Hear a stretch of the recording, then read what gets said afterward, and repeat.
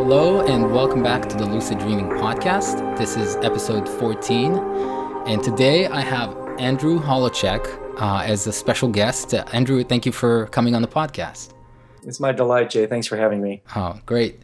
So I think I wanted you perhaps to introduce yourselves. I introduce yourself here. I can try to do it, but I'm probably not going to do it justice. So I wanted you to take a chance and say who you are and what you do and why perhaps you're on the podcast today. Sure. Well, I'm a longtime student of the arts of sleep and dream. I've been involved in lucid dreaming probably for, at this point, some 40 years, I would say. And I'm a longtime student, probably 3-decade student of Tibetan Buddhism. And so when I was able to discover the kind of confluence of Western lucid dreaming with the ancient art of dream yoga, as the Tibetans put it forth, I realized you kind of hit the jackpot here. So I'm an author. I've written several books. Actually, I have 3 books out now, and a 4th book I'm working on, a rather extensive tome on lucid dreaming, dream yoga, and sleep yoga, conjoining those 3 disciplines together. I have a background in classical music and physics. I make my living as a doctor of dental surgery, and when I'm not doing that, I'm off here skiing in the mountains in Colorado, maybe playing a little bit of tennis. So in a nutshell, that's kind of who I am. Cool. A dentist too. I would not have guessed. That's awesome. Yeah, it works. Actually, we have a little foundation, parenthetically, that for the last, almost 15 years now, we've worked in 6 or 7 different countries, mostly in Asia, called Global Dental Relief. So that's a bit of a baby of mine that I've nurtured along with the co-founder, and it's a wonderful enterprise. For those of you interested in doing some volunteer work in really wonderful different countries in Asia, just look that site up, and there's lots of opportunities. Very cool. I'll put a link in the show notes for this. Cool. You can send it to me later. Absolutely. So actually, one of my listeners, Mike, introduced me to your audio program called Dream Yoga, The Tibetan Path of Awakening Through Lucid Dreaming. And I listened to it, and it was fantastic. I highly recommend it. And this is why I reached out to you and wanted to bring you on and ask you some questions and talk about it a little bit. And Yeah. to be honest, when I started talking about and writing about lucid dreaming and starting the podcast, I had the assumption, I don't know where from, that most people who are interested in lucid dreaming either don't know about dream yoga or are not interested in spirituality. Sure. I know that I have a very sort of scientifically oriented mind, but at the same time, an inquisitive mind that has, been meditating for several years and sort of inquiring into the nature of our own mind and our own consciousness, and always been fascinated with dreams, which are very unique experience that we actually all share. Right. So it was kind of a pleasure to find out slowly but surely, with interaction with my little audience, how many people actually are really open to these ideas, to these practices, and so on. So I'm glad to have you here to talk about it. Yeah, it's awesome. I think, as you know, especially in the last year or so, there's been quite an explosion of interest in the world of lucid dream. Probably 2, 3, 4 books out just this year, and I know actually right about now a release of a 700-page anthology is about to be released. So there's a lot of dreaming in the air these days, and I think it's interesting. I'll be curious to see where we go with the conversation, but it's a kind of a fortuitous time to explore aspects of dream yoga in its relationship to lucid dreaming. In other words, what exactly is it? What can you do with it, and what are the potentialities there? So I think we'll have a little fun here. Oh, fantastic. So I guess my first question would be, because I think I've made the mistake of talking about dream yoga in the past as just the Tibetan Buddhist version of lucid dreaming, but in your program you sort of talk about the differences. So perhaps if you want to just say what dream yoga is and how it differs from just lucid dreaming in general. Yeah, that's a great place to start. Well, I think most of your listeners know what lucid dreaming is, of course. It's this magnificent state of awareness where you wake up within the dream and you realize you're still dreaming. And what dream yoga does is it, in a certain sense, it it uses lucid dreaming as a platform, because as you know, lucid dreaming in and of itself doesn't particularly constitute a path, whether that's either psychological or spiritual. I mean, really, most people, me included, when they first get involved or interested in lucid dreaming, it's really a way, to just have a really great time, and also to maybe explore a little bit how your mind functions in the arena of the dream.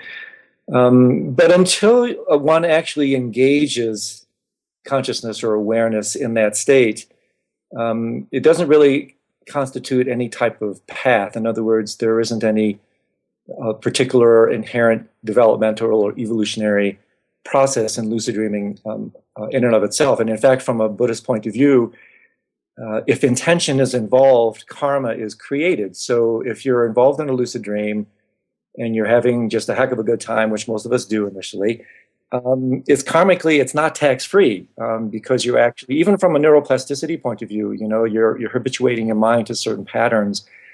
And you can do that in the dream state just as much as you can in waking consciousness. And of course, quite a few writers, particularly Stephen LaBerge and others, have talked about the psychological aspects of lucid dreaming. So the way dream yoga fits in, interestingly enough, in the Tibetan tradition, dream yoga came about, and really when we talk about dream yoga in Buddhism, we're pretty much talking about Tibetan Buddhism as far as I can tell. I don't really know. I mean, there's a lot of tribute to dreams in different schools of Buddhism, but as an actual yoga, as an actual exercise or path, the Tibetan Buddhist tradition and also the Bön tradition of Tibet, they're the only ones I'm aware of that actually have full-blown stages and methodologies associated with it. But in the Tibetan tradition, dream yoga came about really principally as a way to prepare for death. It's a subset of what one could call bardo yoga. Bardo is a Tibetan word which refers to a kind of gap or transitional process. It really relates to any gap between two states of consciousness. It's a vast topic in and of itself, but in the grandest scheme, it refers to the gap between lives, if you believe in that kind of stuff. So it came about principally as a way to prepare for death, because according to the Tibetans, the type of terrain that one experiences after mind and body separate, and again, this takes, it's assuming a few things, that mind and body are not the same. But the Tibetans assert that as the mind journeys beyond, it's a highly confluent or resonant state to what we experience in the dream state, and also even more profoundly in deep sleep. There's also, as you probably know, another yoga that's even deeper than dream yoga, which is called sleep yoga, which is a set of practices that are designed to allow you to maintain awareness, as unbelievable as it may initially seem, in deep dreamless sleep. So there's, it's a vast arena of the mind. Dream yoga is a marvelous laboratory of the mind. And in the Tibetan tradition, there are several different lineages. We can speak more specifically about those if you're interested, but it actually can constitute, for those who have a predisposition or a talent for it, it literally can constitute a complete path to awakening or enlightenment altogether. And there's a number of supreme masters in the Tibetan tradition, in particular, the most famous one being His Holiness the First Karmapa, who supposedly attained his full-blown awakening through dream yoga. So, I'll pause and we can take this conversation in a number of different directions, but it's a vast topic that uses lucid dreaming as a platform. As my teachers always say, no dreams, no lucid dreams, no lucid dreams, no dream yoga. There is this particular sequence involved, and really dream yoga, in a certain sense, picks up where lucid dreaming leaves off, one could say, and allows a very subtle, sophisticated exploration of mind through a graded series of meditations, that some of which are really quite esoteric and quite profound. So, wow, yeah, and you're absolutely right. I mean, there's so many ways we can take this conversation, and I do have a bunch of questions that I want to ask, and we can dive into it. And I guess I'll preface it with the process I've been through in terms of just my understanding and introduction to this sort of subject, because I do consider myself, as I said, sort of scientifically oriented mind, perhaps a skeptic even at times. What I've discovered in my own experience is that one, I mean, I think the Buddhist traditions and their practices, all the way for the best example is, of course, meditation, which on its own, by the way, seems to be proving as one of the most phenomenal tools to achieve higher consciousness, better consciousness, and so lucid dreaming almost without any other practice, just on its own, just like dream recall through journaling for writing down your dreams. But meditation that has been, I think considered for the longest time just something that, strange monks do somewhere, has been not only integrated into Western culture more and more, but to the scientific community, and proving tremendous health benefits, psychological benefits, as well as many other things just out of meditation itself. And for me, that was, to say, enlightening about perhaps all these processes that we're not familiar with and we don't know, but there are people who have been doing it for many, many years, even thousands of years, and kind of know the benefits of them. It doesn't mean that anything that's been practiced for thousands of years is by default good, but this is proving to be very efficient. And so when I was introduced, I mean, your program is, and like you mentioned, is called Path to Awakening through Lucid Dreaming, and you mentioned enlightenment. And when I first heard about that, I was trying to understand it and figure it out better. So before I delve into the questions about that, perhaps if you wanna explain what awakening or enlightenment is. I know it's a big question in some sense. Yeah, it's a monumental question. But if you don't mind, Jay, I want to backpedal for just one brief second and talk a little bit about the relationship of meditation to lucid dreaming and dream yoga, and then we'll definitely come back to this mysterious topic of enlightenment.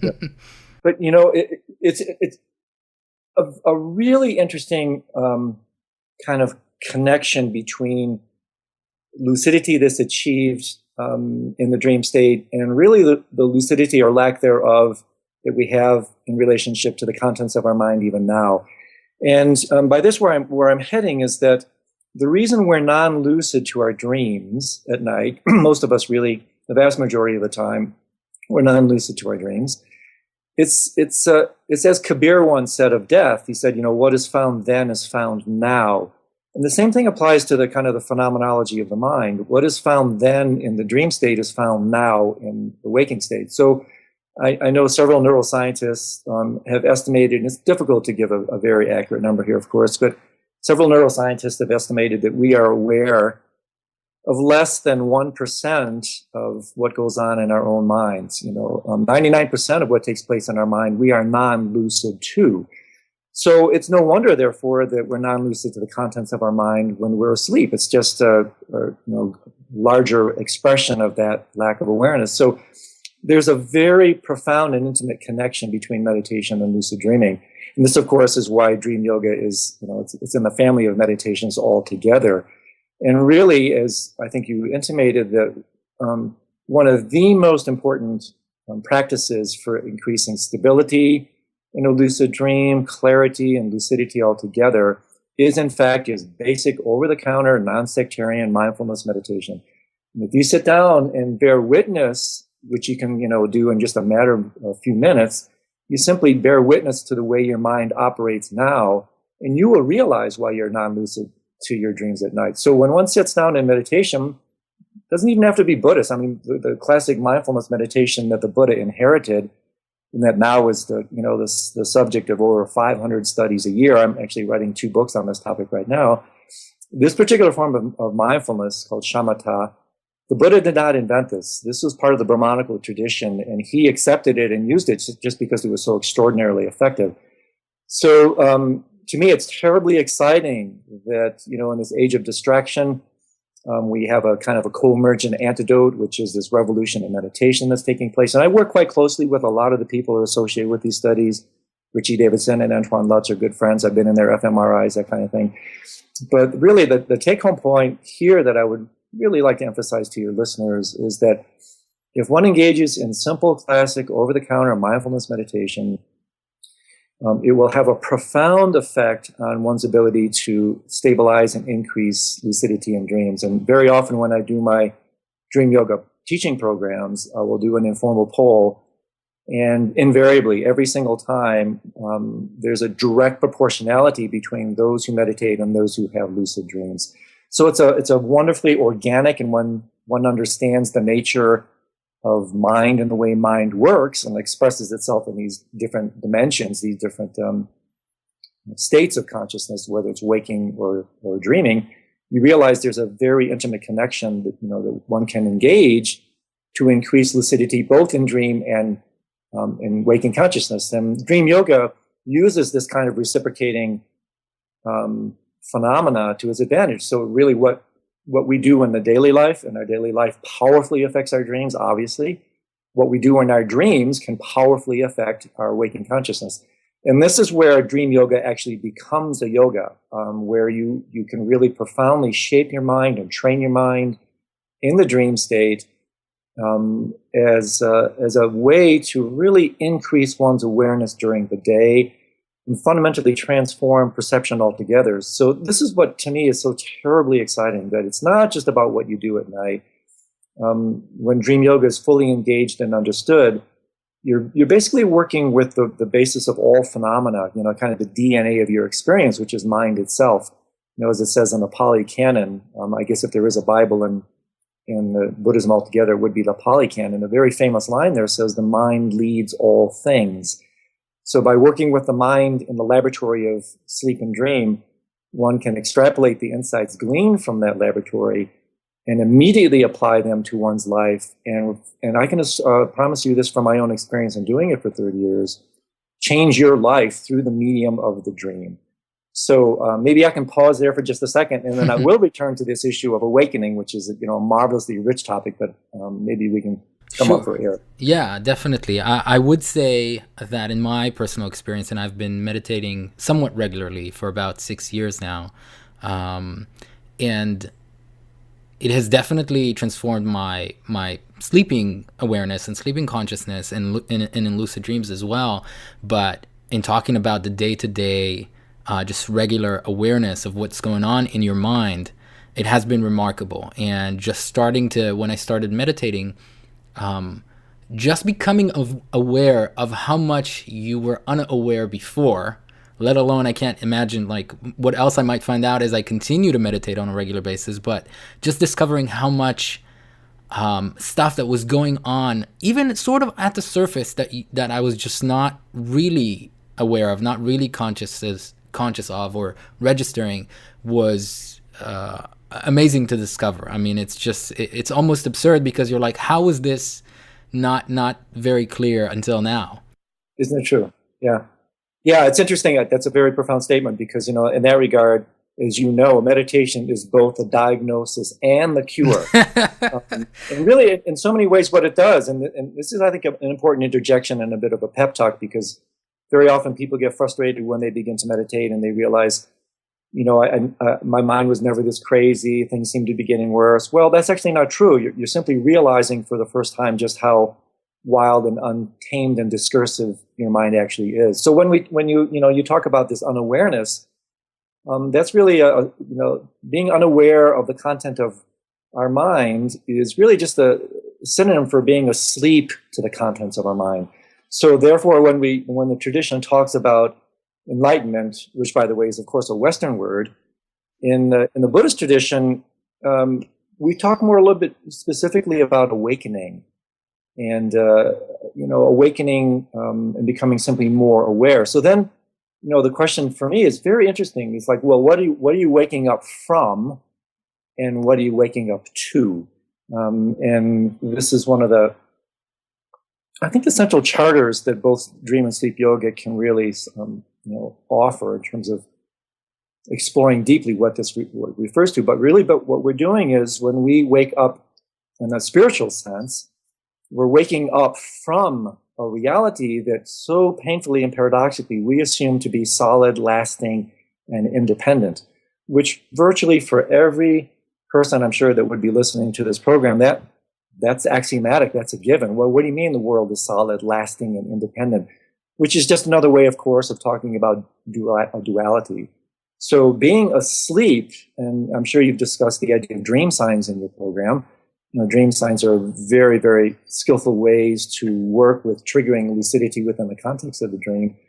A very humbling and actually very difficult proclamation from the Buddhist tradition is that if you look out upon this world and you can just look ahead and onto any object in front of you, and if you see what you see as solid, lasting, and independent, according to this tradition, you're asleep. That's what it means to be asleep. So what do we wake up to then? What did the Buddha wake up to? And parenthetically, as you probably know, the Buddha basically, etymologically, comes from the root B-U-D-H, which means to fundamentally awaken or to know. So the Buddha is simply the awakened one. So right even in his title, there's a very interesting intimation towards, what does this really mean? And how might this connect to what we can come back to later as the double delusion of the dream state? So what I think is very, I don't know, I guess you could simply say fascinating, is that we wake up from a reality that seems to be solid, lasting, and independent. That's what it means to be asleep in a spiritual sense. And we wake up to a reality that's fundamentally illusory. We wake up to a reality that's non-dual, that's very fluid, that's very dreamlike. And if one simply settles into that assertion, even on an intuitive level, let alone really exploring it in their practices called illusory form practices, which we can return to later, where perhaps the central differentiating factor between lucid dreaming and dream yoga are the daytime practices, meditation we already referred to, and illusory form even more powerfully. If you really touch into the notion that this world that we seem to see as solid, lasting, and independent is actually simply a world of flux and fluidity, i.e. dreamlike, then you start to get a sense of why it is that on a very deep psychological egoic level, we run around and subconsciously and constantly freeze this world, this fluid, dreamlike world. We freeze it in our egoic image. We're like, the proverbial King Midas, where, as you know, King Midas, everything he touched with his, finger, whatever, turned into gold. Well, we're very much like King Midas in the sense that everything we touch with our senses, we unwittingly transform into ego's version of gold, which is what? A solid, lasting, and independent reality. So within the context of the nighttime practices, enlightenment, and again, it's a monumental topic, enlightenment simply means waking up from this dualistic reality, which is really the source of all our suffering. And we wake up to a dreamlike reality, which is fundamentally what liberation means. And this is the charter of dream yoga. And what it does is, as I alluded to earlier, it takes what's referred to as the example dream, i.e. our nighttime dreams, or also sometimes called the double delusion, the nighttime dream. And then you take those insights gleaned from the night and you apply them to the primary delusion. And the primary delusion is, in fact, and this is what it means to be ignorant or asleep in the spiritual sense, is to see the world dualistically. And we can spin back upon this, Jay. There's so much to say here. I figure, again, I'll pause again and we can see if you have any comments or... Oh, definitely. And I want to be conscious of your time. So no, I'm good. I've got time, so no worries. Fantastic. And I do want to get back. I did want to ask you about the practice of illusory form. But before that, perhaps... I'll share my a perspective or sort of how I was introduced to this concept, and you can maybe comment on that, because when I heard about enlightenment or awakening, and it was introduced more or less in a similar way, where the day-to-day waking life is not quite as it seems, and there is an experience through which can occur randomly, coincidentally, or through some sort of a practice, where you wake up to that understanding, that realization that things are not as they seem, and you finally see them as they actually are. I understand that that's hard to even describe what that is like or how different it is from what you see right now. But when somebody mentioned the sort of parallel of becoming lucid in a dream, it just hit me and made perfect sense for the first time, is because I've had the experience of being in a dream, and I've had the experience of being in many, many dreams, where at the time, while you're in the dream, you take it to be as real as anything else. And sometimes in specific nights, it is as vivid as daily life, not just the feeling and experience that what you're happening to you is real, despite being a complete fabrication of your mind, which is just amazing on its own.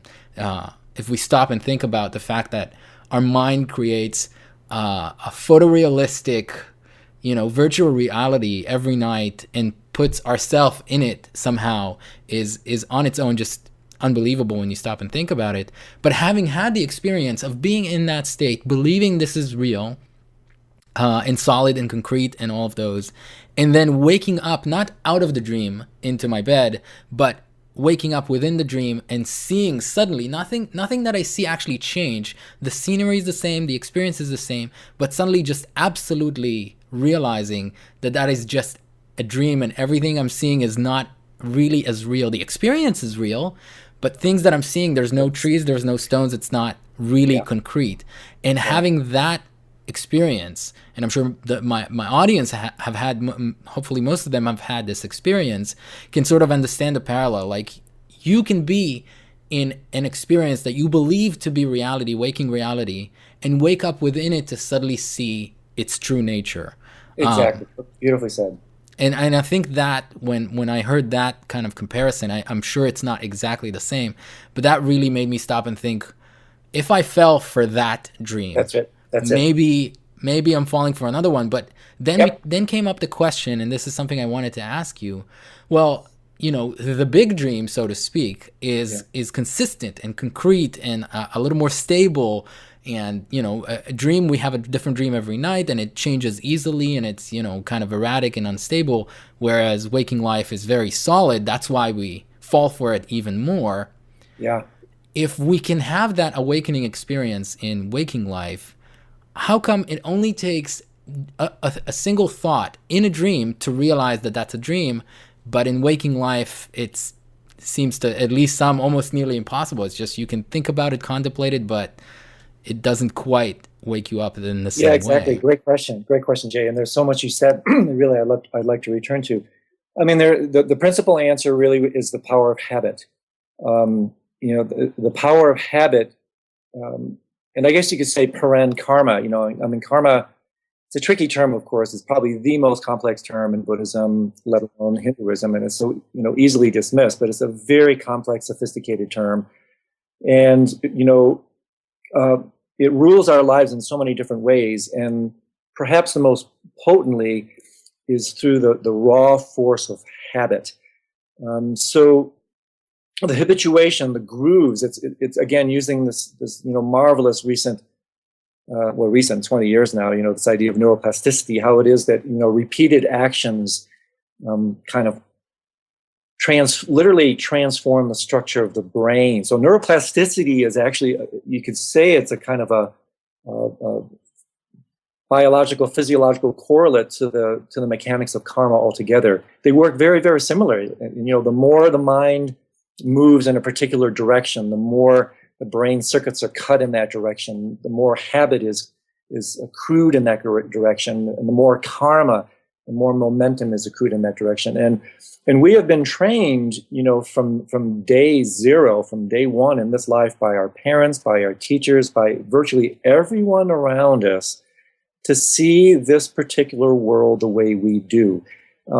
But it's simply not the case. It's exactly what you were alluding to. There is a profound and a very critical difference between appearance and reality. And what happens is you were intimating, Jay, is we are duped. We fall for appearance. We think that appearance is reality. So I think one could really argue that in a large sense, the entire path of awakening, spiritual path, whatever you want to call it, psychological, I don't really care what you call it. My background, like yours, was originally after music, it was science. I mean, I studied physics. So I don't really care what discipline arouses me from my slumber. I don't care what you call it. As long as it wakes me up, I'm there. So what happens through the power of habit and the inculcation of this worldview brought about by this massive delusion that we all share. We have simply come to see the world this way. And what dream yoga and the spiritual traditions do is first of all, they don't deny the nature of appearance altogether. If you did that, that's the era of nihilism, the deconstruction, and all the errors associated with that. What the awakening traditions do is they challenge the status of that appearance, and they ask, as many spiritual seekers or psychological speakers eventually do, is this all there is? Is this truly the way it is? And so many traditions, so many wisdom traditions, and even science, physics says the world isn't this way. Cognitive science says the world isn't this way. And by the way, I draw a lot on both of those. We can definitely come back to talk about how it is that even from a hardcore neuroscientific point of view or a physical point of view, both these noble traditions tell you that, the world is not the way it appears to be. So really what these traditions do is they're all about bringing appearance in harmony with reality. So when we talk about waking up to and from, we're waking up from appearance, we're waking up to reality. And in many ways, really my kind of archetypal definition of when people ask me, what is Buddhism? I basically tell them Buddhism is a description of reality. So in order to describe reality, it's very helpful to talk about reality in contrast to what? Reality in contrast to illusion, delusion, or the dream. So you start to see exactly that as you were saying, that when we're in the dream state, we take it to be so bloody real. Why? Simply because of the power of our habit. In the waking state, exactly the same process takes place. And there are other constraints there, which we can talk about kind of cosmologically, what's called karmic perception. There are really ways to answer these wonderful questions that you're asking. But I just wanted to say that, that when we, and again, to dovetail back to what you were saying, is that when you wake up within the dream, classic lucid dreamer, you're not even doing dream yoga. What really transforms, and this in many ways is, I want to leave you all with some bullet points as we go through this little dialogue, is that fundamentally what happens is you're changing your relationship to appearance. That's the key. Relationship. You're changing your relationship. So when you wake up within the context of a dream, all of a sudden, instead of being the victim of the dream, in other words, what does that mean? The victim of your own mind. Instead of becoming the victim of your own mind in a non-lucid dream, and again, extrapolate all these comments to waking reality, when you wake up to the fact that you are dreaming, all of a sudden what happens is the appearances still arise. What profoundly changes is your relationship to those appearances. And that's where liberation takes place, because the highest teachings of the Buddhist tradition, what's referred to as Mahamudra or Dzogchen, they fundamentally say, and my experience certainly bears this out, is that whatever appears in mind and reality is inherently, fundamentally, perfectly pure. You could even say divine, beatific, whatever. And where the problem therefore arises, and this is really, if you really contemplate this deeply and take it to heart, it's a total game changer. Because what it means is that even right now, when you sit down and you look at your mind, when you sit down and you look at your world, the fundamental nature of whatever appears has this inherent perfection, inherent divinity, inherent sacred kind of nature. And if you truly get that in your bones, and we can dovetail into how the practices actually bring this about, it changes everything. So everything continues to arise, thoughts continue to arise, dreams continue to arise, the phenomenal world continues to arise. You don't change that, but you change the way you relate to everything. And I love this because it's the Buddhist tradition would say this is what makes Buddhism a non-theistic. What it means is that you are not the victim of your reality. You are the co-creator of your reality. And it is therefore incumbent upon you as someone who may want to wake up or remove suffering to realize that if you want to change your mind in the deepest sense, change your mind, you can change your reality. And that's really the essence of this term enlightenment. Enlightenment means appearances still arise, but you're no longer duped by them. You develop these kind of X-ray eyes. The practice of illusory form that we can come back to is really largely about cultivating this kind of X-ray vision. And when you have this kind of X-ray vision, of course, don't take it too literally, what you're doing is you're penetrating through the facade of appearance. You're penetrating through the illusion of solid, lasting, and independence into the reality behind that appearance. And once you do that, then you realize, my goodness, everything that arises, I don't really have to change a thing.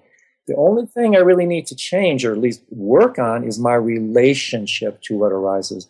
And I find that very elegant and even scientific, because it's really, you want to get rid of your suffering, you want to achieve the so-called awakened state. Nobody's going to do it for you. The Buddhists can't do it. Nobody can do it for you. It's the responsibility is your own. And the way we do that, of course, is by working through the medium of our mind, because the mind really, as I alluded to earlier, mind not only leads all things, the mind co-creates all things, not in a solipsistic way, the opposite extreme of nihilism and representationalism. Representationalism is another way to talk about solid, lasting, and independent. The opposite of that would be either solipsism or constructivism, which means, I create my total reality. It's a very common New Age pathology. And the idea is that there's a middle way. You do not create this reality, you co-create it, and you can change your relationship to it by realizing the extraordinary creative powers that you actually have. It's also something that you mentioned. I think one of the great adventures of the Oneironaut, those who explore the realm of dream, is it's a marvelous arena to explore the extraordinary creative powers of the mind, and how it is that the mind, literally, again, within the double delusion of the dream, is so powerful that we take the contents of this illusory, this mind, we take that content to be real. And this, of course, is why we have nightmares, why we suffer in our dreams. So if we can take these insights that we glean in the laboratory of lucid dreaming and dream yoga, extrapolate them, bring them back into this waking reality, and start to apply those insights into this life, this to me is what brings so much raw excitement and enthusiasm about the arena of lucid dreaming and dream yoga, because it is a complete path in and of itself, and a marvelous way to bring psychological and spiritual practice into the otherwise darkness of the night. So definitely. And I love the personal responsibility aspect of it, where you stop kind of relating to the world as it's always happening to me. That's and right. I am sort of the victim of it. And you start seeing, and I know it to at least a certain degree, because it's sort of multi-layered, but I know it from my own experience, when I start recognizing just how my current state of mind affects how I relate to the world, how I feel about things. I call it dirty lenses. When I have dirty lenses, perfect.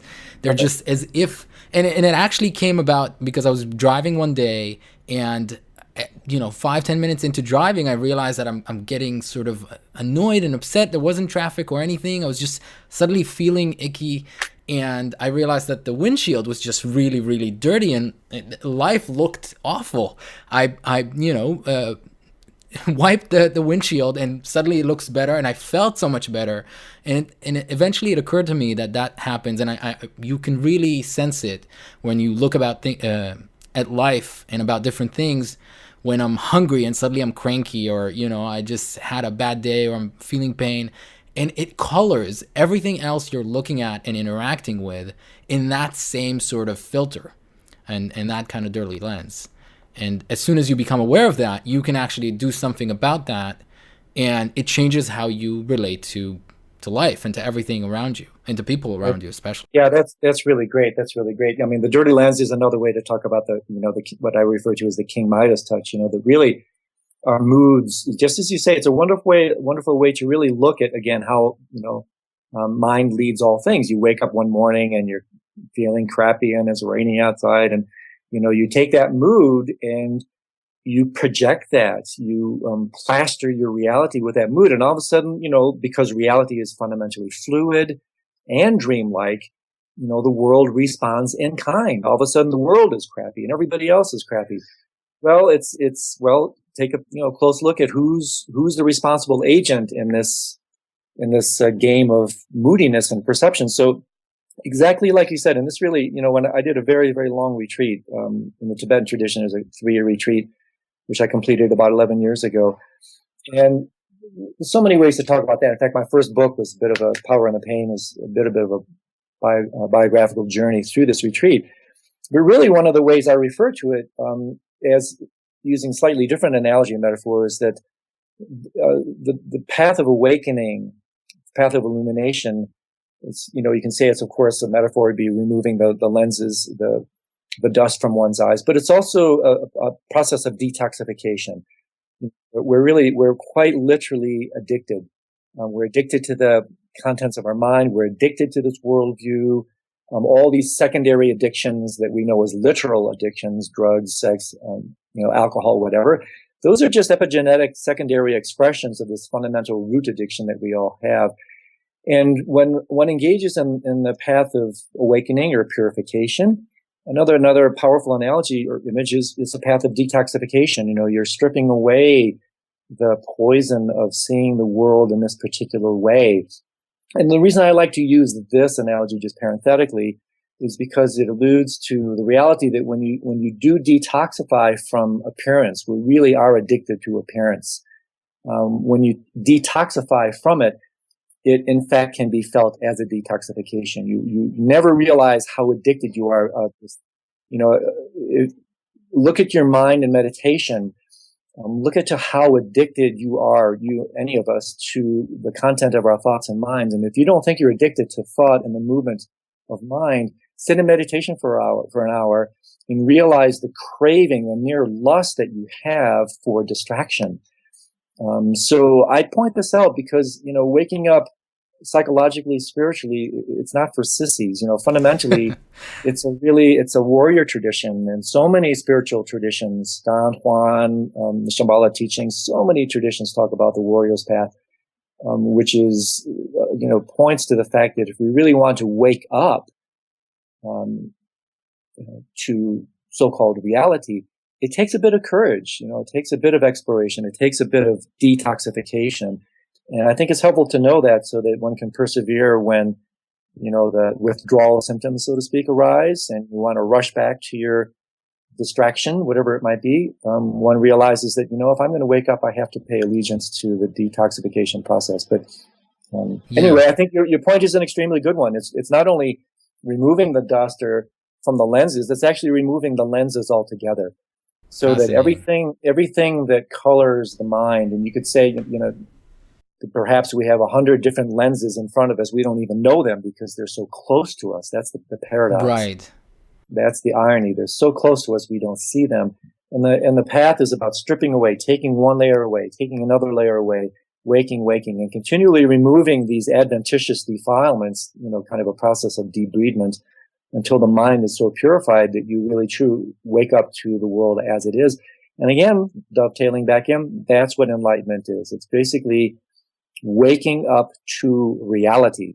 And the tradition, therefore, just to recapitulate one theme, does two things. The tradition works exhaustively to describe what is reality, the so-called via positiva, and then it works just as powerfully to point out what reality is not. In other words, illusion, dream, the so-called via negativa. So the entire path of awakening can be seen in this kind of binary fashion. That you're working to remove the illusion, the delusion of appearance, and all the while you're trying to strengthen your understanding of reality. And every one of the schools in the Buddhist tradition really are progressive stages of contemplation, meditation on reality. And very, very often the traditions maintain the analogy of the dream is one of the most potent images to help us wake up from this appearance and into reality. Right. And before we go into illusory form, which I do want to ask you about, I wanted to mention that, in trying to deal with the mental habits and how our sort of mental condition affects our mood and affects our day-to-day life, it is one of the main reasons I sort of came back to rediscovered lucid dreaming and wanted to get back into a regular practice and cultivate more lucid dreaming, is because I realized and I became aware how much, and it really is tremendous, how much my dreams, the dream content and the dream experience, lucid or not, affected my level of happiness, energy, my mood. I would wake up, especially most of my dreams, my regular dreams even though are no longer nightmares. I've had nightmares a lot as a kid, which, by the way, happened to trigger a few lucid dreams naturally Yeah, in childhood. But as an adult, and still, most of my regular dreams, despite not being nightmares, are stressful dreams. They're just really random stressful situations, some repeating, some not. And when I wake up, almost every day, I wake up exhausted, tired, upset, and depending on the content of the dream, sometimes I wake up really upset, and it changes your whole day. And I exactly. remember that Yeah, most of my lucid dreams, just out of the sheer experience and exaltation of being aware in the dream, let alone once I start flying and enjoying the experience of such freedom, I would wake up with energy, with excitement. I would just wake up happy. It's just unbelievable. And I said, yeah, okay, there's something here.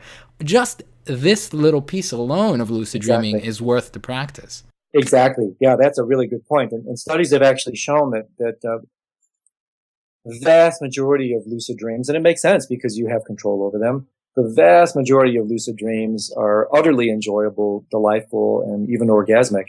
And, the vast majority of non-lucid dreams are, again, expressions of our daily mind. It's like, Tenzin Wangyal Rinpoche, the great Buddhist master who's written and taught about this extensively. He says, in the dark room of the night, we develop the photographs taken during the day. So, and this again will tie in nicely to illusory form as a segue in a second. So it's a beautiful way to work with. I mean, I like to think of the image of perfuming your day by what you do during the night, and then actually perfuming your evening, your dream state by what you do through the practices of lucid dreaming and dream yoga. I mean, really, through the laws of what are called transitional karma, through the laws of habit, actually, we perfume our nighttime state by what we do during the day, whether we know it or not. I mean, just like I said earlier, Kabir, what is found then is found now. So with these practices, it's a wonderful thing. We perfume the night by what we do during the day through the practice of illusory form or the dream induction techniques. That colors our nighttime experience. And then just as you said, our nighttime experience, then what does it do? It perfumes and colors our day. Yeah. So this is where you start to see this really elegant kind of reciprocating fashion of how you use the mind in these different mediums to support itself. So you work with practices during the day to perfume your night. You have more lucid dreams. Those lucid dreams perfume your day. And then eventually what happens is you develop this very positive, virtuous circle of positive feedback where, what you do during the night starts to affect what you do during the day. What you do during the day starts to affect what you do during the night. And to me, this came alive beautifully when I did my 3-year retreat. The last year of the retreat, we did what are called the 6 yogas of Naropa. And this is really from what's called the Kagyu tradition of Tibetan Buddhism. This is the lineage that articulates dream yoga and sleep yoga most beautifully. And what we did, which is really one of the great months of my life, several months, is that all during the day, I practice illusory form all day long. And every night I practice dream yoga.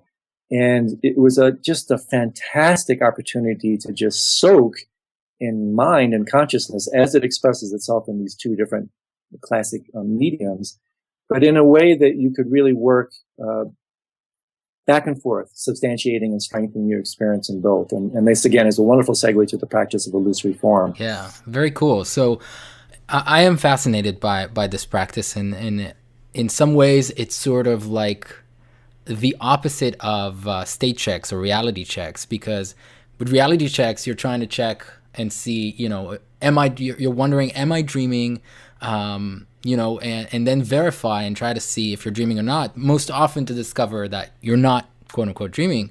But illusory form, if I understand it correctly, is trying actively to see the waking state as a dream. Yeah. Yeah, what you're doing again, and it seems like, well, why would you do that? What's the hard essence of that? Well, there's several things. First of all, when you're doing that, you're actually you're using the power of projection and imputation. You're using the creative power of your mind in a constructive way. It's a kind of a marvelous fake it till you make it practice, because again, the nature of this world is dreamlike. Now, that doesn't mean that there isn't anything out there. That's the other thing that's very important. Right. At this point, most of our charter is the via negativa. We're trying to deconstruct the source of our suffering, which is seeing the world as solid, lasting, and independent. We're not yet working so much with constructing, or you could actually say allowing the world to present itself as it is. We can perhaps return to that later. But when one engages in the practice of illusory form, you're basically working with a template as contrived and artificial as it may seem. You're working with a template that's actually in harmony with reality. So by walking around and actually challenging, really what you're doing is you're challenging the status of your reality by saying throughout the day, this is a dream. I am dreaming. By doing that, there's a type of deconstruction that's inherent in it. And if you do that with real fervor, and I recommend people do this, throughout the day, there are a number of practical tips to do it. But one thing that one can do somewhat intensively is say to yourself, this world is a dream. And work with, one of the tricks that I use that's very, very revealing is take whatever defines a dream for you, which for many of us is a sense of discontinuity, a sense of parsed, this kind of broken frame quality of reality. Take whatever defines your nighttime dreams, and for short periods of time, maybe 5 minutes or so, and usually what happens with 5 minutes or so, you're done with it because it's actually challenging to one's ego. You take your nighttime dream experiences, you kind of project or impute them onto your daily reality, and it's very revealing in terms of showing us why it is that we freeze the world the way we do. Because when the world becomes groundless, the very, very profound term in Buddhism for this is a very difficult term called emptiness or shunyata. We could say when we talk about asserting what reality is, well, what we say is, reality is emptiness. And it's a wonderful kind of Zen statement because, what is that? Fundamentally, it's not nothingness, by the way. It's no thingness. And that's what we're challenging. We're challenging the thing nature of reality. So by bringing our dream experiences into the day, which is the practice of illusory form, we're actually creating a template that matches reality. And it is a fake it practice initially. You're not necessarily seeing the world the way it is if you see it as a dream. But you could say it's a white lie. It's a lie that's closer to the truth. Most of our lies are black, flagrant lies. We don't even know we're telling them, seeing the world in this dualistic way. So when we see the world as a dream and we say provisionally, and this is very important, when we say provisionally this world is a dream, that is a provisional statement. You can't fundamentally even assert that. It's just a white lie. You're closer to reality by saying the world is a dream, but the world isn't a dream. Whatever you say of the world, it isn't. As Korzybski once said, the semanticist, fundamentally reality is ineffable. It cannot be described in words. Science can't really completely articulate it. The spiritual path can't completely articulate it. But these are all very powerful fingers pointing towards the proverbial moon. And what's much more important than being able to really completely describe it is the ability to experience it. And in that regard, I think people don't have to explore too deeply to understand that most of our experience really is ineffable. Try to explain snow and ice to a South African native. Try to explain the taste of a Snickers bar or an orgasm to somebody who's never had it. You just kind of finger paint. So what all these practices do is, they point us in the right direction, and then they give us the methodologies, they give us the vehicles, the paths, to then go as a good scientist of the mind and find out this and discover this reality for ourselves. And illusory form is a very powerful way to do that. It's what's referred to as a reciprocating practice, as I alluded to earlier, where you take the insights gained from the night, you transpose them into the day, You work with the habitual patterns, i.e. karma, that you create during the day that naturally transposes into the night. And both these practices start to bootstrap each other. They start to lift each other up. You get better in your illusory form, your dream yoga gets better. Your dream yoga gets better, your illusory form gets better. And eventually the whole world becomes very seamless, you know, and in fact, for a completely awakened one, they literally don't sleep. The body may go into sleep mode, but the mind never turns off. And for being like that, there is no difference between waking and sleeping consciousness, because the awakened mind, and this is where it dovetails into sleep yoga, if you want to just parenthetically touch that. This is the quality of the mind, the luminous nature of the mind that never turns off. It never shuts off. So this is not a metaphor. Quite literally, the Buddhas don't sleep. And the reason they don't need to sleep is their minds aren't exhausted. I mean, one of the reasons we have to sleep so much is because whether we know it or not, we're constantly grasping after the contents of mind and reality. We're either grasping or we're attached. Grasping is a more active approach. Attachment is a more passive approach. And we don't realize our attachments until something is taken from us. But it's really like the reason we have to sleep as confused sentient beings. It's akin to being in a gym all day and doing bicep curls, 16 hours a day. By the time the 16-hour mark hits, your bicep is utterly exhausted and the body has to rest. For a mind that never grasps, for the awakened mind that is always open, spacious, and relaxed, as my teacher often referred to the awakened mind, that mind is not in the gym all day. That mind is constantly in a state of relaxation and openness, and hence that mind is never fatigued. So it's very, very tricky to talk about markers of progress on the path. But one marker of progress is that very, very advanced meditators, all the way up into full awakening, they gradually need less and less sleep. I mean, the literature is replete with accounts of very advanced meditators who sleep only 1 or 2 hours a night. Well, why? What's going on there? Right. It's simply because they're not overworking their mind. The mind is no longer grasping. So when the mind stops grasping is the active expression of ignorance. The mind no longer needs to rest. And at that point, literally one becomes awakened to such an extent that literally 24/7, constant awareness, constant consciousness, the mind of the Buddhas never goes to sleep. Yeah, in the episode that I was talking about and introducing the concept of sleep and brainwaves, I actually posted a link to Ken Wilber's video where he, wears an EEG, I've seen that. Yeah. Electrodes, and goes into a certain type of meditation, and you can see his brainwaves, just basically go down to delta, which is what the brainwaves show in deep dreamless sleep. And I just actually wanted to clarify. So when you're saying that, the awakened mind doesn't sleep, but the body goes to sleep. So the brain does go into theta in dream and then delta in deep sleep, but you maintain somehow, as unbelievable as it sounds to some perhaps, you maintain a certain level of awareness of that state. Absolutely. And this is where it's really important to differentiate between, just like we have a triune model of the brain, as you're familiar, many people are not familiar with the triune nature of the body. And this is very important because, one of the principal dream induction methods from the dream yoga approach works with the subtle body. So how this becomes important is that the brain is associated, as is the body, with coarse levels of consciousness.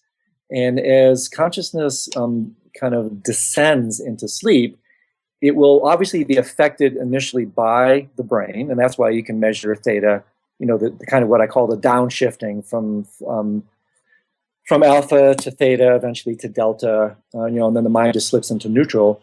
Where sleep yoga comes into place, dream yoga is still, active in more the alpha, sometimes even beta phase. But when sleep yoga takes place, you're starting to you're dropping below the substrate of the biological mind.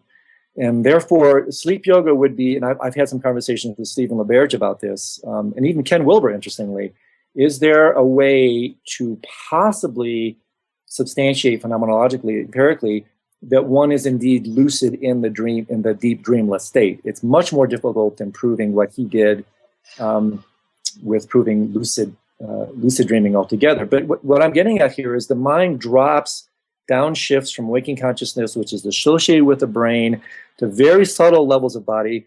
It becomes more resonant with what's referred to as the subtle body.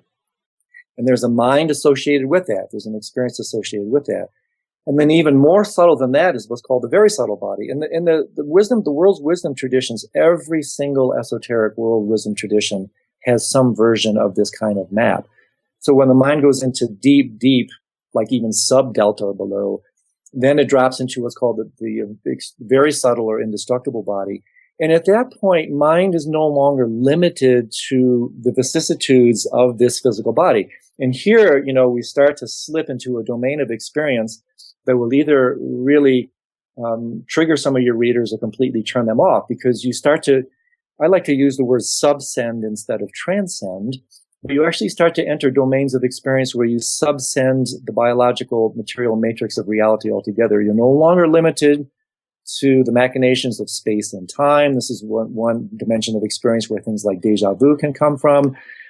In the very advanced stages of dream yoga, His Holiness Dalai Lama talks about this. Many, many masters in Buddhism talk about this.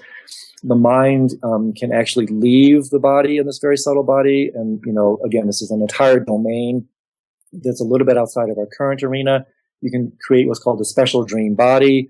The special dream body can leave this body and travel to different dimensions. And again, the literature is replete with this, and there are practitioners who can do this. They can go across and, travel to different parts of the world or even different dimensions altogether. So I say this somewhat parenthetically because I don't want to lose all your readers and your listeners, but it is part of the tradition. And it's one of in my program and in the book I'm writing, when I go through the actual stages of dream yoga practice, I go from more exoteric or over-the-counter practices, which are really quite fun and highly confluent with traditional lucid dreaming practices, so to speak.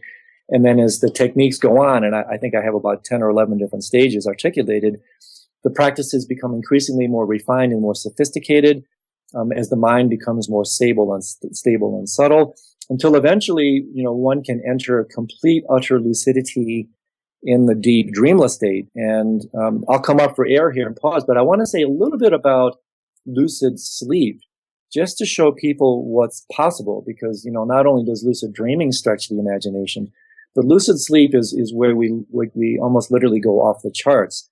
And the practice becomes exceedingly profound at the level of lucid sleep. And if you, in fact, in the Nyingma tradition of Buddhism, dream yoga is a subset of sleep yoga.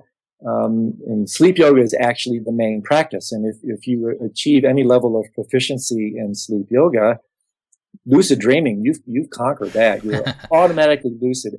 Every dream that arises is instantly liberated in lucidity. And there are correlative practices during the day for that, which are very, very profound, working with kind of each and every thought arises in the mind is perceived as a dream. If you can infuse that awareness of every thought with the clear light nature of the mind, every thought then becomes lucid. So it's, again, this very elegant way to work with the mind in the dream state, to work with the mind in meditation, realizing they're not that different. And then, of course, taking both those applications and then applying it to leading a much more rich, rewarding, fruitful, and happy life, day-to-day experience. So I'll pause for a second here, but I would like to return a little bit to sleep yoga before we finish this particular session. Yes, please. And I would say to anybody who's, finds it hard to believe that you can be aware during dreamless sleep, deep dreamless sleep. I just think of all the people who found it, unbelievable that you could be aware during dreams and then had the experience. So it's very hard. I know for the people who've never had a lucid dream, I know many people who just couldn't believe that that's possible. And of course, the scientific community until the 70s didn't believe that that's possible until people had the experience themselves, which is convincing enough. But then, Stephen LaBerge and Keith Hearn, I believe, Yep. proved that that's possible for those who have not had the experience. But it's undeniable once you have that. So I thought that Exactly. that's fascinating. As for the rest of the things that are sort of a little more out there, myself, I also have a hard time with some of them, but I Yep. do find it fascinating, because I do like, for what we can have scientific proof, I would like to have scientific proof, but I do find it fascinating that people who have had lucid dreaming practices and experience for many years, like yourself and Robert Wagner and a few others, they all seem to report these sort of farther Yep. extraordinary experiences. So I am fascinated by that aspect, although I know it's harder to talk about. It is difficult, and one of the things I playfully say when I talk about dream yoga, yoga literally means to yoke or to unite, and we tend to assume that yogas are mostly associated with physical movements, hatha yogas, and physical stretching. And obviously, what we're referring to when we talk about dream yoga or sleep yoga, we're talking about mental yogas of the mind. And what I playfully often say here is that just like with their physical analogs, these practices are designed to stretch the mind.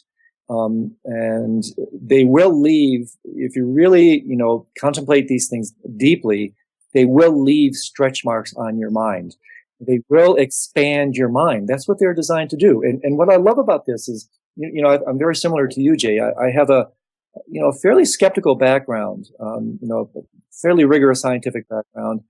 But I also, and again, this is an entirely different topic, but I spent a lot of time with this. Science has its domain. What's more important than hardcore science itself, which often slips into what we know as scientism, and that's one of the dangers we come up against with this, is the actual methodology. That's what's important about science, is the Right. empirical nature. And the reason I say that is that just like with the Buddha altogether, and I say this with all these teachings, is don't take any of this stuff on face value. I mean, if you're interested, if it speaks to you, explore it. Use the laboratory. The only difference in this type of science is this is a first-person science. It's not third-person science, but it is a science nonetheless. And all the strands of proof are available here, just as much as they are in traditional third-person science. So my invitation for those who do have more of an empirical, skeptical bent, I completely resonate with that. Invitation here is just that. Find out for yourself. Does it even interest you? Does it speak to you? If it does, go to the laboratory, do the science, and find out for yourself. And then once you have your first lucid dream, something that you felt was, perhaps unbelievable at first, it's a game changer. It changes everything on the spot.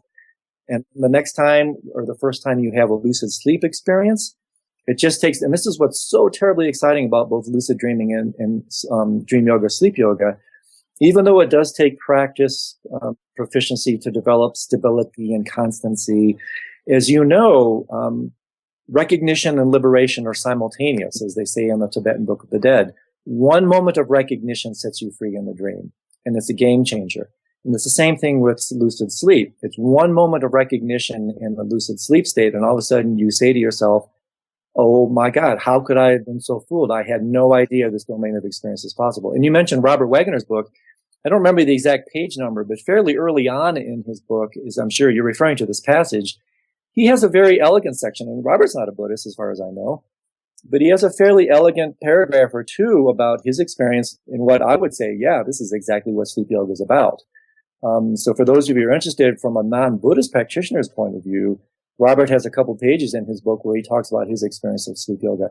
But let me just say one quick thing about this. And it actually comes in an analogy or kind of an image. And this particular one comes from Arthur Zients, who's actually the current president of Mind and Life. He wrote this beautiful book called Catching the Light, The Entwined History of Light and Mind. And when I read in the very first pages of this book, he has this image that completely resonated with me in terms of what happens in the lucid sleep state. And the image is as follows. And again, he's not talking about lucid sleep at all, but it's completely applicable. So if you can imagine yourself somehow being thrust into outer space, where, fundamentally, as in the movie Gravity or whatever, it's pitch black out there. It's absolutely just pitch black. What's very interesting is that if there is no object placed in the darkness of outer space, neither light nor object are seen. And what that means is that the light of our sun, and actually, trillions of other suns, is constantly flooding the darkness of this outer space. But from the outside, how is it perceived? It's perceived as utter blackness. The minute you put an object, and here think image, here think thought, here think dream, any thought form, the minute you put a form into outer black space, what happens? You simultaneously see the light and the object. This is a perfect analogy of what happens in deep dreamless sleep. And the reason most of us don't recognize this quality of mind, because it's so extraordinarily subtle. And unless we have some relationship to our mind during the waking state to some extent, or others, I guess, can serendipitously pop into it, the formless nature of our mind, which is just pure formless awareness, we will not recognize pure formless awareness as it manifests radiantly in the black light of deep dreamless sleep. But as you become proficient with formless meditations, these are more subtle meditations, it's kind of graduate school meditation, formless practices, then all of a sudden sleep yoga becomes somewhat tenable for you. Then it becomes actually a possibility. And that is a monumental game changer, because if you think lucid dreaming is profound, you experience a lucid sleep state, instantly your dreams, every dream that arises from that state is immediately lucid. And it really changes everything, because at this point, you're no longer confusing the objects of awareness with awareness itself. And as it says in the Upanishads, in the Kena Upanishads, really here we're working with, as they say, it is that which sees but cannot be seen. It is that which hears but cannot be heard. In other words, it's pure formless awareness. And this is where you're working with a very subtle body at the level of the heart. There's all other kind of correlates and practices associated with it. But I put it forth to your listeners as an invitation for what is simply possible in the arena of the night. They say in both the Advaita tradition and Vajrayana Buddhism that we have it completely backwards. If we are aware of it, we are actually the most awake, the most enlightened in deep dreamless sleep. We are actually the most asleep, the most confused in what we call waking consciousness. So when we actually wake up into our daytime experience, unless you're a Buddha, we're actually the most asleep. We're falling into sleep as we wake up into waking reality. It's a wonderful kind of spiritual jujitsu. We've got it completely backwards. And when you discover through the practices of meditation and working with your mind at these levels during the day, then all of a sudden you realize that this world, as you mentioned several times here, Jay, is not at all what it appears to be. Right. And I think that's a marvelous way to kind of summarize these practices all together, that they can completely shapeshift the way we relate to every moment of our lives. Yeah, I love the analogy with space for sure. You really kind of can get the sense that we're always observing life through the reflection, the objects that we're seeing in awareness, and we rarely stop to really think about the awareness itself. Exactly. And in dreamless sleep, when there are no object of awareness, and there is, like you say, there is still awareness. We're not used to even registering that.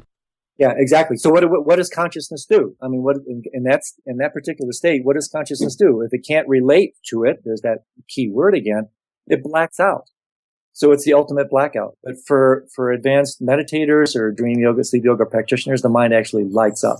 And, just as one very simple technique for people to play with this, if those of you who have some experience with lucid dreaming, there's one way to do this that's worth playing with. It doesn't always work, but sometimes it does. And that is when you're fully lucid in your dream, close your dream eyes and see where it takes you. Sometimes that alone can kick you back. Sometimes that alone can kick you back into a formless state. And very often it'll either drop you into a brief experience of formless awareness, or somewhat paradoxically, it will wake you up.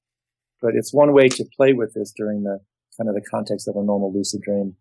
Fascinating. I know that a lot of people find meditating in dreams, even people who don't have all this background but do meditate, as difficult as it is, they report it as a very intense and unique experience. Yeah, and let me say something about that too a little bit, Jay. Again, gosh, we have so much we can talk about. Maybe we should do one of these things. But sure. One of the reasons that these practices are so transformative is that really somewhat similar to the psychological schools. And in fact, let me just say this parenthetically. This is quite nice. I think Ken Wilber came up with this one. Lucid. It's a bit of a suggestion between the kind of the psychology of lucid dreaming and the spirituality of dream yoga. He said that, psychology keeps the dream from turning into a nightmare. Spirituality wakes you up from the dream. I love that. And that's really nice because lucid dreaming in and of itself, and again, it's marvelous, marvelous psychological methods. Stephen has written beautifully about the psychological approaches. I completely agree with all of it. I'm not dissing it for a second. It's elegant. It's very effective. It's just that sleep and dream yoga, they just go deeper. So where was I going to go with my original train of thought? It's okay. There's so much here that we can get into. We'll probably need to do another session sometime in the future. Yeah, I had something to say, but I can't remember what it was. About meditating in dreams? Oh, yes, that's it. Yes, that's it. So thank you. Sure.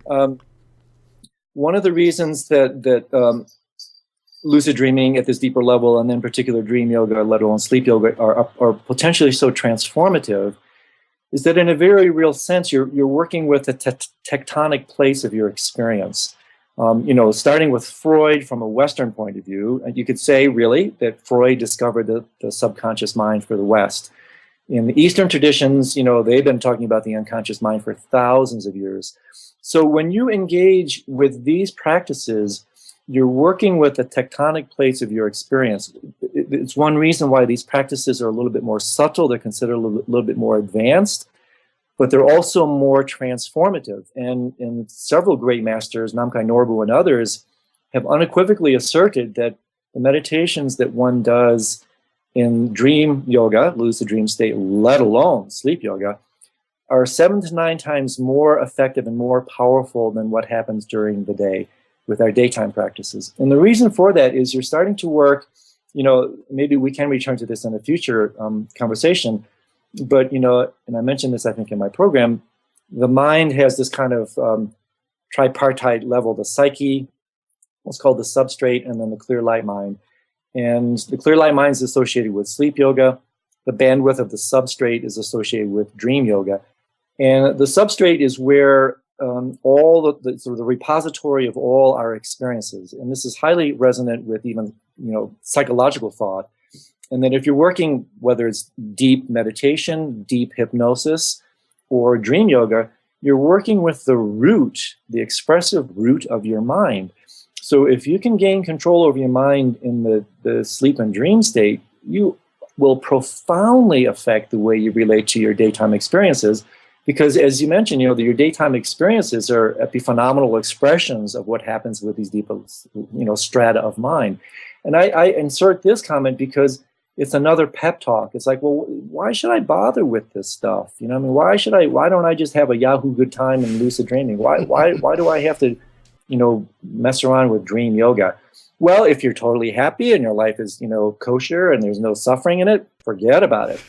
But, if you've got some anxiety, if there's some suffering in your life, if there's some disquietude and unhappiness and you want to work with transforming it, sooner or later, you have to work with your mind. And one of the most powerful mechanisms to do that outside of, psychology, which I'm a huge fan of course, is to work with it through the medium of these meditations and in particular the practices of the night. So yes, they are more difficult. Yes, they are more subtle. Yes, they require more tenacity and perseverance and humor.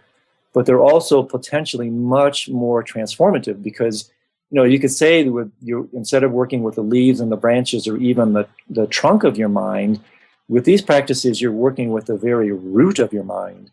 And you change the root of your mind, and every branch that flowers from it will automatically be colored and affected. And I really want to finish with that because These practices, they are difficult, they are subtle, but they are among the most transformative practices that the human spirit has devised. And if one develops the proper view and the perseverance, the humor to continue with them, simply because you're working with awareness, they are incredibly powerfully transformative. And I think it's really helpful for people to understand that so they can, say, well, maybe it is worth playing with this. Yeah, I think most people start off, and just like me to some degree, with the just remarkable, like you call it, like the best in home entertainment system, Yeah, exactly. the fun of lucid dreaming, but discover soon enough, or have the potential to discover just the transformative power of these practices. And I do want to encourage people to kind of give it a try beyond the just fun theme park of the mind. Exactly. And let me just say this too, there are often times when I still go back to the Yahoo phase, Yeah. I don't want, I'm too tired, or like tonight, I don't want to be bothered. So then, I do kind of return to the home entertainment center, I pop into a lucid dream, and I'm a little bit more aware of my motivation. I don't do some of the naughty things I used to do, but I will certainly still tool around for a nice flight, and I'll still do all the totally awesome things you can do in a lucid dream, and just have a kick-ass good time. That's great. So that's the other thing about this thing. It's all about lightening up. It's all about levity. It's all about play, even though there's work involved in it. And I wouldn't say very often anymore, but now and again, I'll just say, screw it. I don't want to be bothered. I'm just going to have a good time tonight. And, it's wonderful. As long as, there's some awareness that's being infused into these states of consciousness, that is going to be beneficial. So that's great. Well, I do want to try to wrap up with maybe a couple questions about, something that people can use and do, some sort of tips or guidance. And I do want to start, and feel free to try to keep it as short as you can if you need to. I have a couple of questions from Mike, who gave me the suggestion to listen to your material. Sure. So I gave him the opportunity to send in a few questions. Great. So let me read this. Given that the content of dreams is inherently empty and illusory, is there any benefit to dream interpretation? For example, in a good lucid dream where one is able to pass through walls and fire, is it also worthwhile to ponder why the carpet was green or why the trees grow through the walls? Yeah, there's definitely some validity in dream interpretation. This returns to, or actually it doesn't return, but this begs the question of different types of dreams, different qualities of mind where dreams come from. So in the larger scheme of dream interpretation, absolutely has a tremendous credibility. And there are various levels here. The vast majority of our dreams, because they arise from the kind of superficial level of the psyche, the outermost level, the egoic, dualistic level of mind, most of those dreams, which are really most of our dreams, it's just neurological discharge. It's just neurological noise. You can use those dreams as mechanisms for triggering lucidity, but fundamentally, in and of themselves, those dreams are inherently meaningless. There's a different strata of dream that comes from the deeper levels of what's, the substrate mind, or the deepest mind. The clear light mind can also spit up the most powerful dreams called dreams of clear light. That's a whole different league of dreams. And those dreams are dreams that their teachings can be received in dreams. Those are dreams where messages, again, whether they come from the deepest levels of your own heart mind, or whether they're coming from an external entity entering that, doesn't matter to me. I don't care. If there's wisdom being brought up, it warrants interpretation. And with those types of dreams, what I do in my dream journal, I have a special section in my dream journal where those are the dreams. I write them down. The rest of my dreams I never write anymore. I write those dreams down. I date them. Those are the kind of dreams that can very, very honestly be used to guide your life altogether. And parenthetically, in the 40 years that I've been doing this, serendipitously or also through rigorous practice, I have used these dreams to guide my life for 4 decades. And I incubate these dreams. Sometimes I ask for them specifically, and then I work with them. So if that's what Mike is referring to in terms of dream interpretation, then absolutely, there's tremendous validity in doing that.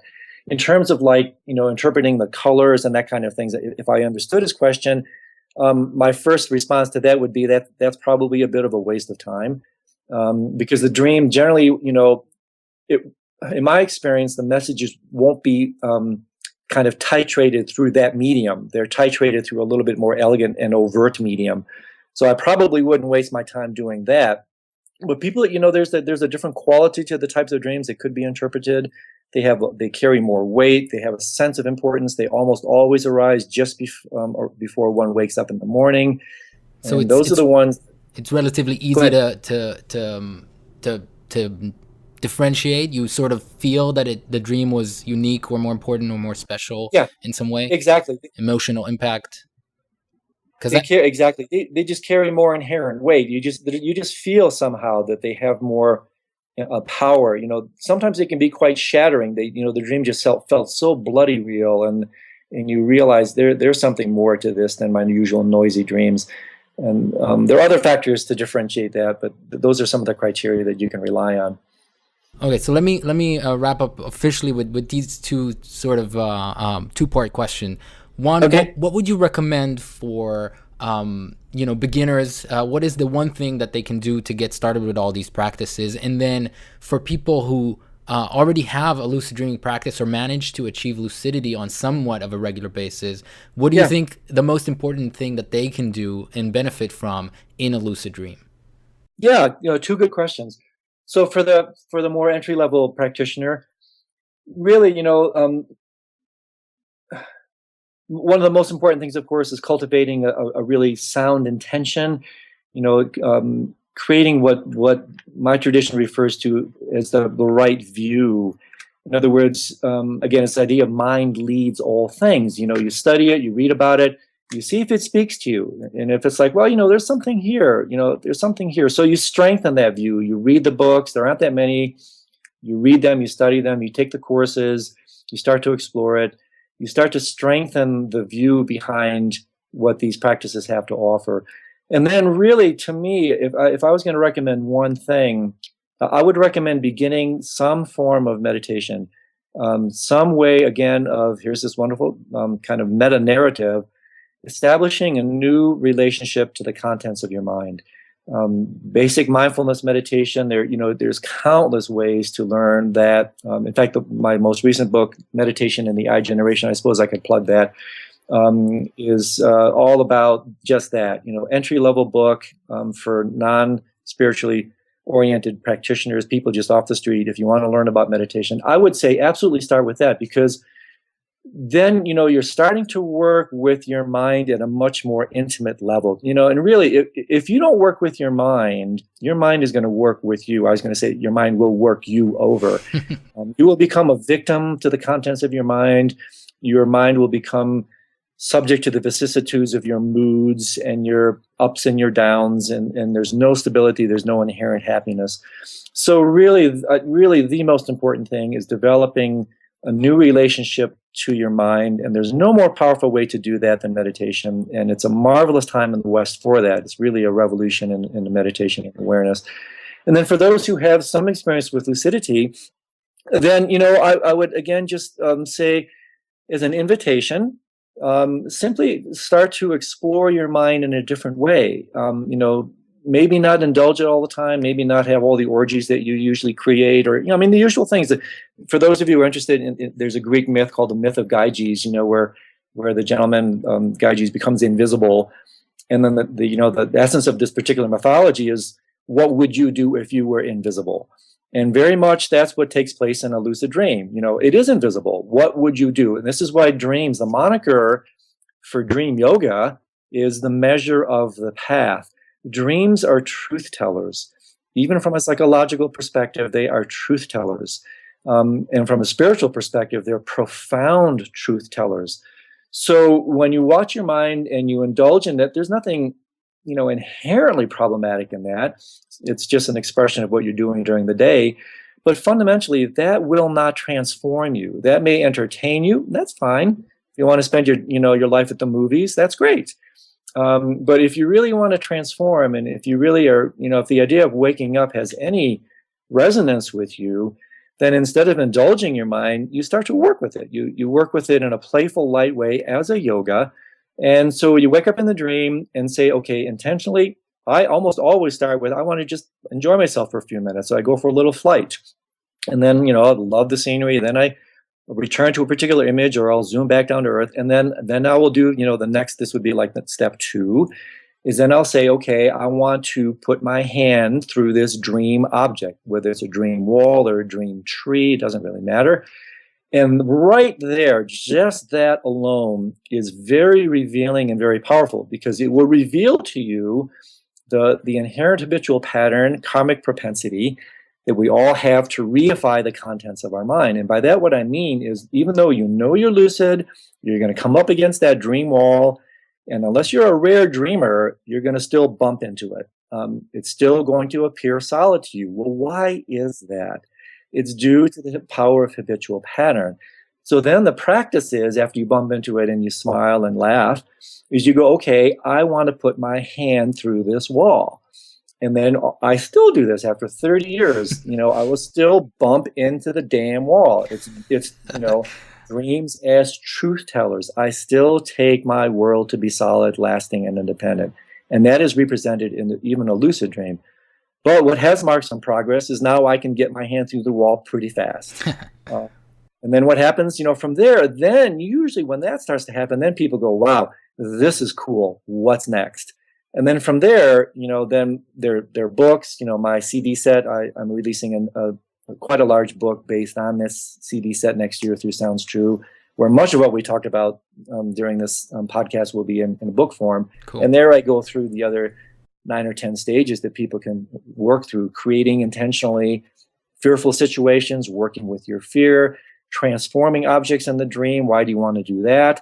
If you can take a dream chair and turn it into a dream car, what you're doing is basically, what are you doing? You're transforming your mind. You're transforming the contents of your mind. It may seem like, well, how does that relate to life? Well, the next time you're in a really pissy mood, just like you transform that chair into a car, you can transform your pissy mood into a different mood. Why? Because you're working with your mind. So whatever you do in the dream state, you're working with your mind. And as I've been kind of recapitulating throughout this podcast, whether you know it or not, that's the nature of this phenomenal world, is, working with the nature of mind and reality. So I think that's probably enough to get people going. Oh, And, yes. it's a vast, I think you start to get some intimation of how dream yoga, let alone sleep yoga, becomes an entire path unto its own. Certain people have natural talents and propensities for it, the gifted ones, so to speak. Doesn't necessarily mean they're inherently more realized. It means they have a talent for it. Those are the ones that really should pursue it. For others who do this practice, for various reasons, there may be difficulties with it. They can persevere. Even if you don't have success, you are going to start to change things, especially if you start to engage the daytime practices. You engage in illusory form. Illusory form also is a complete path in and of itself. So, there are different, the Buddha said there are 84,000 different paths, different practices for all the dispositions that people bring to their lives. And dream yoga, sleep yoga, lucid dreaming is just one very powerful way for people that seem to have a predisposition towards it. And if you don't, as the Dalai Lama says, throw it out the window and do something else. Andrew, we can go for hours, I feel, and I would love to do this again sometime in the future. Thank you so much for coming on the podcast and talking to me and to us about all this. This has been phenomenal. Well, it's a delight, Jay. You're a wonderful human being. You've got sharp mind, great questions, and if you ever want to do this again, just bring me up and maybe we can go at it one more time. Definitely. Thank you so much. Be well. All the best to you. Take care. Bye now. Thanks. Bye. To learn more about Andrew and his work, visit andrewholecek.com. That's AndrewHolecek.com. You can find his audio program on SoundsTrue.com, as well as on Amazon and Audible, and I will link to those in the show notes. So I hope you've enjoyed this episode and this interview. I found it fascinating. I hope you did as well. As always, you can find me on lucidsage.com and on Twitter at @TheLucidSage. Feel free to send me a message, write me an email, and contact me with feedback, suggestions.